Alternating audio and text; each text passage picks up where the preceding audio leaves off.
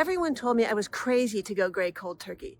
They told me to blend it, to cut it, and to highlight it. I didn't listen. Instead, I chose to go gray the hardest way possible, and it was the best decision I ever made. Now, let me be clear. I'm not saying it was easy. Letting my gray roots grow out slowly over time meant I had to spend the next 2.5 years going out in public with an ever-growing skunk stripe and calico-colored hair. I got a lot of weird looks, a few downright rude comments, and had to put up with my hair being a constant topic of conversation. Now, that might sound hard, really hard, downright awful, but here's what nobody tells you about going gray this way. For some of us, it's not hard or awkward or awful at all. It's actually really fun. Here's why. When you let your gray roots grow out slowly over time, you're sending a signal out to the world that you don't care. And I don't mean you don't care about your appearance. Of course you do. I mean, you're signaling that you don't care what others think. And that is so damn freeing. No more hiding. No more shame. It's awesome. You know what else is awesome? Horrifying people. I mean it. I have a contrary personality. So when somebody tells me I must do something,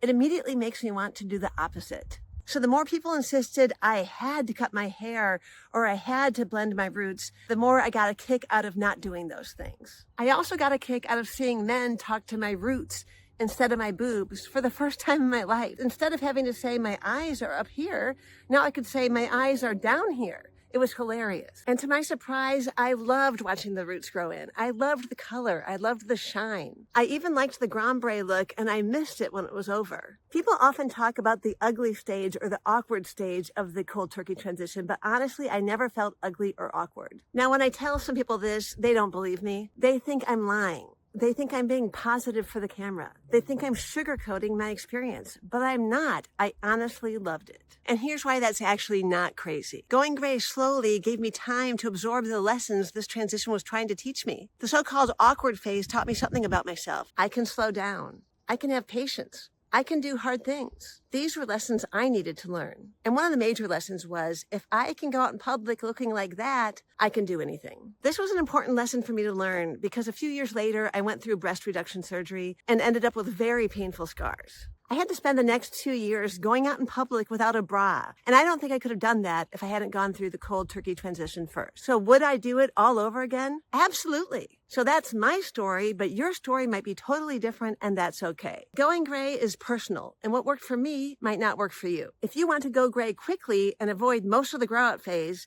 head on over to my next video that will give you the top 3 ways to go gray quickly. I'll see you over there. Thanks so much for watching.